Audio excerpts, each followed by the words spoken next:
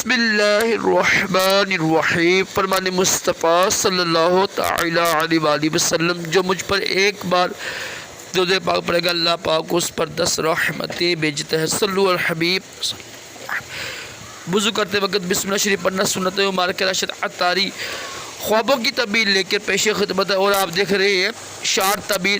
ایک تعبیر سنیں گے مردوں کے حوالے سے نا، دیکھیں مردوں کے نا تقریباً 100 کے قریب 90 کے قریب تعبیریں بنتی ہیں مختلف نا۔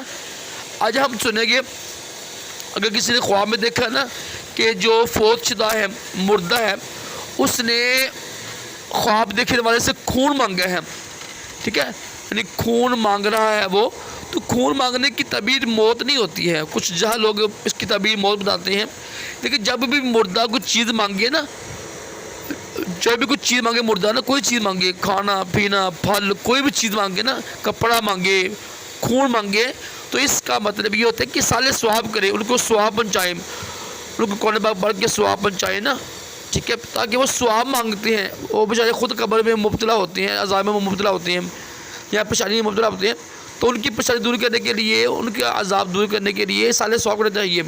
اور یہ سالے ثواب ہے نا، یہ سنت مبارکہ بھی ہے اور قرآن پاک سے ثابت بھی ہے، تو سالے ثواب کرنا چاہیے۔ اس کی تعبیر موت نہیں ہے، ٹھیک ہے۔